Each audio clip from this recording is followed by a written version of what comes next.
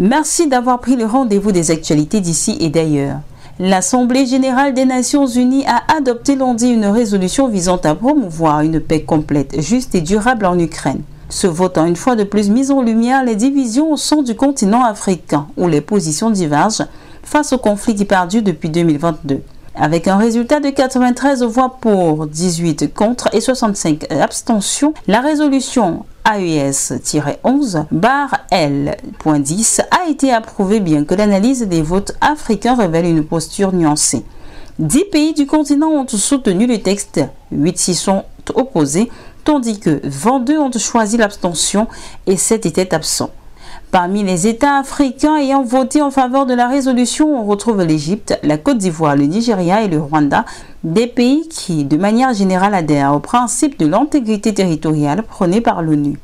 À l'opposé, un groupe de nations s'est clairement opposé au texte, parmi eux le Niger, ainsi que plusieurs États dirigés par des régimes militaires, notamment le Burkina Faso, le Mali, l'Érythrée et le Soudan. Le Burundi a également voté contre la résolution, marquant son désaccord avec la ligne adoptée par les partisans du texte. Cependant, la majorité des pays africains a opté pour l'abstention. Cette position a été notamment choisie par l'Afrique du Sud, l'Algérie, plusieurs pays d'Afrique australe ainsi que le Sénégal. Pour ces États, l'abstention traduit une volonté de maintenir un équilibre diplomatique face aux tensions géopolitiques entre les grandes puissances. Alors que la guerre en Ukraine entre dans sa 4e année, ce vote illustre non seulement les fractures diplomatiques au sein du continent, mais aussi les défis persistants de la diplomatie multilatérale face aux crises prolongées. L'Afrique, tiraillée entre diverses influences géopolitiques, continue d'affirmer sa propre lecture des enjeux internationaux dans une quête d'indépendance stratégique.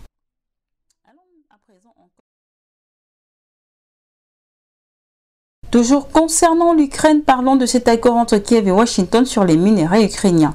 Après plusieurs semaines de négociations tendues, Kiev et Washington ont conclu mardi un accord sur l'exploitation des minerais ukrainiens.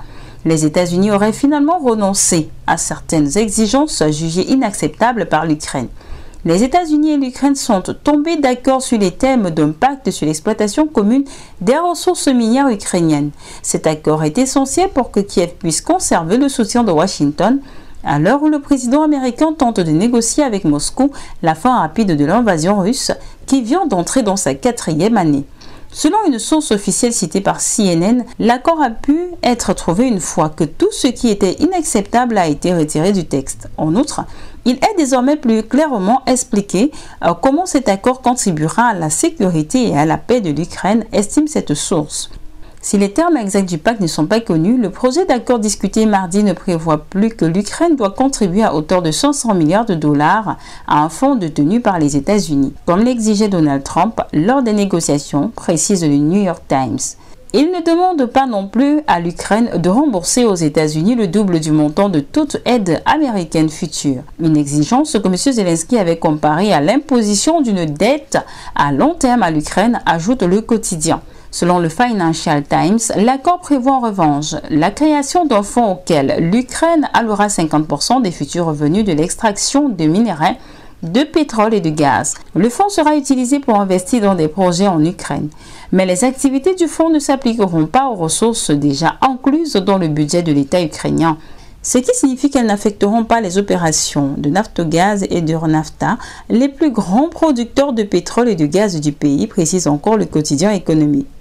Les négociations autour de l'accord ont attisé les tensions entre M. Trump et Zelensky. L'administration Trump a accru la pression sur l'Ukraine pour qu'elle finalise l'accord au cours des dernières semaines. Trump attaquant publiquement Zelensky, le qualifiant de dictateur sans élection et l'exhortant à agir vite. Trump a présenté l'accord comme un moyen de renforcer l'économie ukrainienne tout en garantissant que les États-Unis puissent récupérer les dizaines de milliards de dollars d'équipements militaires. Rendons-nous à présent du côté de la Côte d'Ivoire, où le Parti des peuples africains Côte d'Ivoire, PPACI, fondé par l'ex-président ivoirien Laurent Gbagbo, a officiellement lancé samedi 22 février 2025 à Abidjan la fête de la Renaissance 2025. Sous le thème provocateur Laurent Gbagbo de la haie à la présidence de la République en 2025, le PPACI affirme clairement son intention de maintenir la candidature de Gbagbo à l'élection présidentielle d'octobre 2025. Cet événement marque un retour politique significatif pour Laurent Gbagbo après son acquittement par la CPI et son retour en Côte d'Ivoire. Envoyé en Ukraine. Fin de cette édition d'information. Merci de l'avoir suivi. Nous sommes en continu sur nos différentes plateformes et sur le www.filiradar.com.